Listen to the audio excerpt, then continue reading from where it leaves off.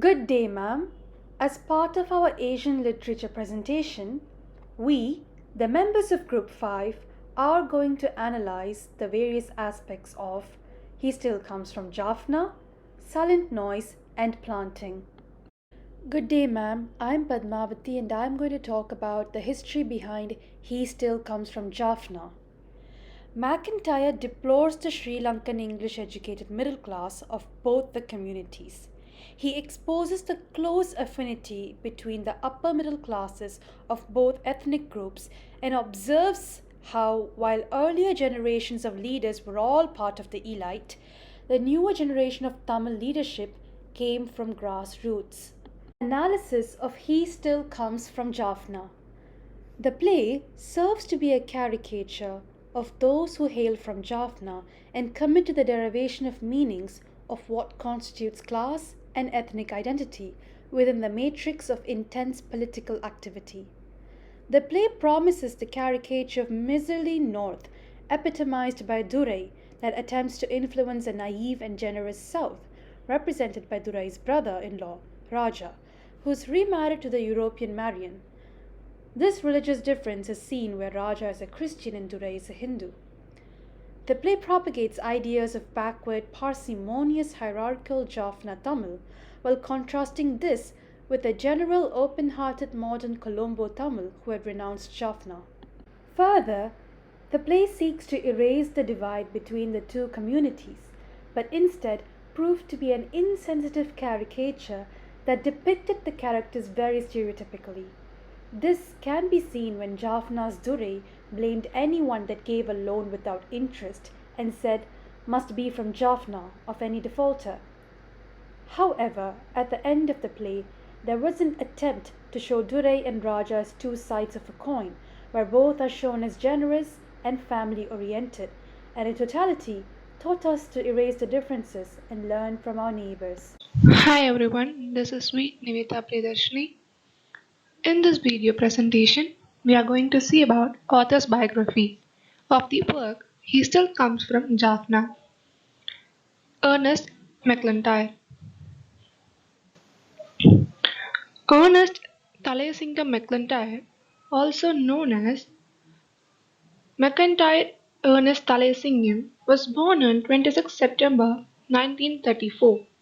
He is a Sri Lankan playwright of the English language who has been active in the Sri Lankan English theatre for the last 50 years.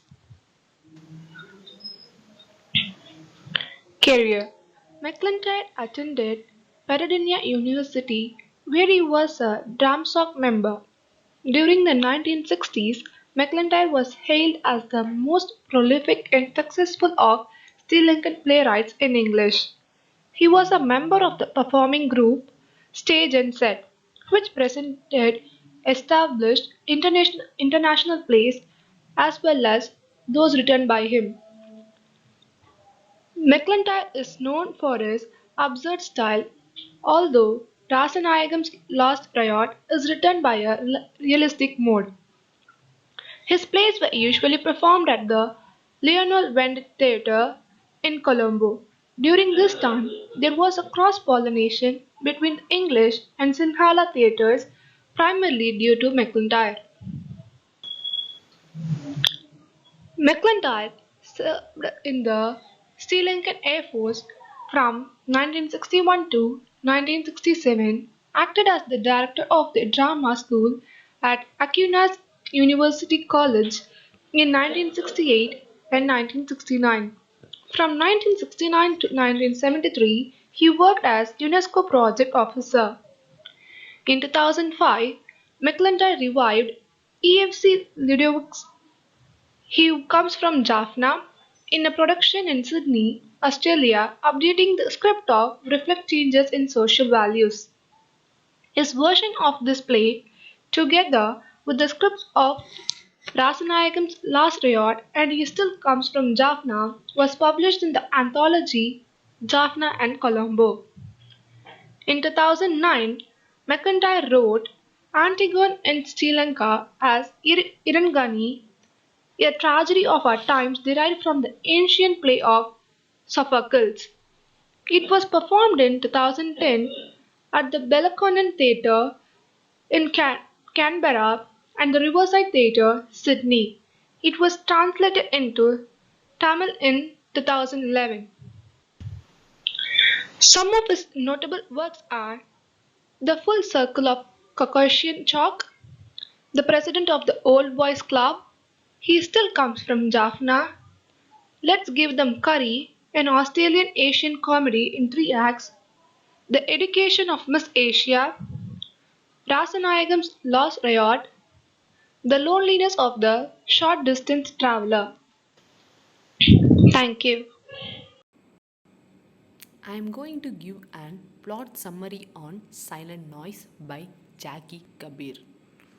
Silent Noise, celebrating everydayness, the stories in Jackie Kabir's Silent Noise have an element of everydayness to them. The titles wrap around this, from mundane Monday to the visit and Hershey. The stories are about ordinary people and ordinary life. Yet Kabir shows the ordinary and everydayness is not as simplistic and uncomplicated as people think it is. Our stories begin with a certain sense of anxiousness or relaxation that seems to be what anyone living in a city or quiet town can relate to, only to transform in a few sentences the ending into something unexpected, even puzzling or sad sometimes. This is the impression that one is left with upon reading this anthology. The feelings and themes are known to most readers as they strike down to the heart of the matter, and from experience, we know that the heart of the matter can be convoluted or even emotionally frustrating. Some stories are sweet and sentient, offering another interpretation of life, while others start on a happy note but end with such a discordant tune that it rings in your ears. In these stories, Kabir explores the emotions and queries people usually have when confronting the unexpected.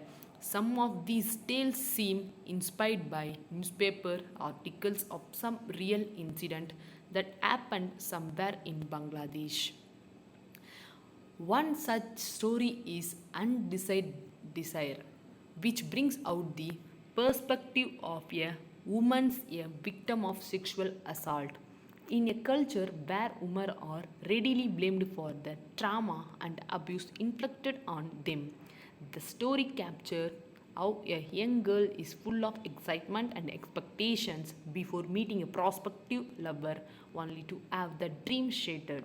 In this story, Kabir is subtly raising questions about the patriarchal norms that perpetrate and justify such assaults. A similar question is addressed in Arshi, but in a completely different, almost perplexing way. I can understand the character of Arshi well. She is the sort of woman whom people avoid social convention. She is an aged female woman who's still a bachelor, so people start defining her as apathetic, selfish, and materialistic, as she does not seem to care, though, that people are avoiding her, but she does suffer as her inner life and past are never understood. When readers are at the end of the story, we can comprehend that Kabir's metaphor of the flower, which is pure but attract the snake, implies who her she is. Yet people would remain in the dark about this as they never tried to know the truth about her. In these stories, Kabir explores the emotions and queries people usually have when confronting the unexpected. This is a book that celebrates everydayness, and Kabir shows that everydayness is not so mundane after all. Thank you. Hello ma'am, I'm Ritika from First M English. I have chosen the topic of Silent Noise by Jackie Kabir. Jackie Kabir is an English language teacher, writer and translator from Bangladesh. Her collection of short stories, Silent Noise, was published in 2016. She also contributed to stories from the edge personal narratives of the Liberation War. Her translations have been included in contemporary short stories from Bangladesh. Spiders and Other Stories are some of her works. The significance of the title, Silent Noise. The stories in Jackie Kabir's Silent Noise have an element of everydayness to them. This title wraps around this. Her story begins with a certain sense of anxiousness or relaxation that seems to be what anyone living in a city or quiet town can relate to, only to transform in a few sentences the ending into something unexpected, even puzzling or sad times.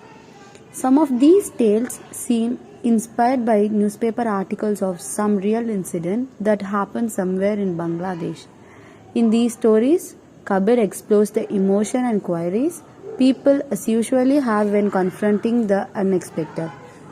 This is a book that celebrates everydayness, and Kabir shows that everydayness is not so mundane after all. Themes of the novel: human can't withstand the power of nature, the helplessness of an individual in the instance of nature's superior, the fury of nature work silently to dismantle the structure of capitalist patriarchy. Planting by Matsuda Aoko.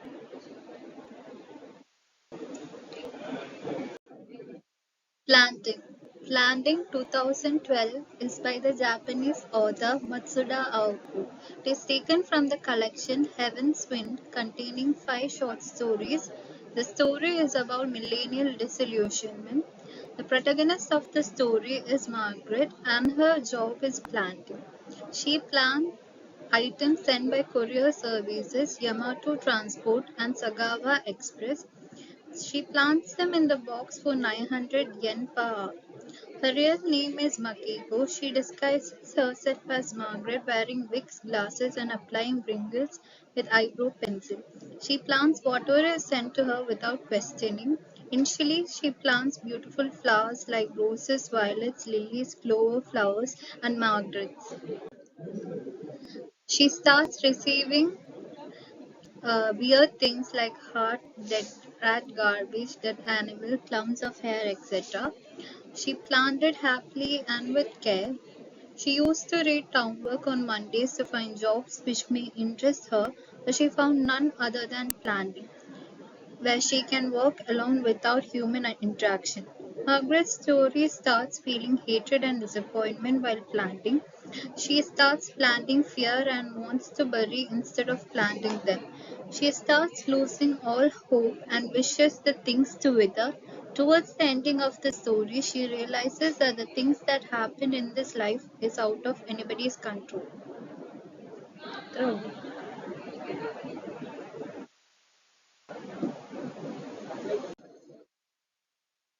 Story might be hinting to the Tohoku disaster that happened in Japan in 2011. Many lives were lost during the event and everything was buried underneath. The story may be hinting to the psychological state of people after the disaster. Makiko's deep desire to bury everything may come from her trying to bury the past and the pain. Her planting of the negative emotion could indicate the growth which comes out into wonderful things. Everything in life is not in our hands, and something unexpected happens, we need to treat it normal. Thank you. A short description on planting by Yoko Matsuda. Yoko Matsuda is a writer and translator. She was born in Hyogo in 1979. In 2013, her debut book Stackable was nominated for the Mishima Yukio Prize and the Noma Literary New Face Prize. In 2019, her short story The Woman Dies, published on Grant Online, was shortlisted for a Shirley Jackson Award. She has translated work by Karen Russell, Amelia Gray, and Corman into Japanese. Her keen mixture of rhythmical spoken language and bookish sensibility suggests fresh possibilities for Japanese literature. She looks set to become one of Japan's leading young authors. Then moving on into planting, Here, Margaret is the protagonist. Her job is to plant. At first, she plants something beautiful, colorful, and heartwarming. She cherished everything, and all that was made her happy. But later, all of a sudden, those pleasantness seems unpleasant. She is only allowed to plant things like hatred and anger, however much she wants to bury them. At the end, the repetition act of planting seeming brings some kind of hope. The key to facing fear is probably repetition, which could simply mean moving our hands, taking walls, or doing our routine. The rhythm born out of it could lead to something happy and confident. Thank you.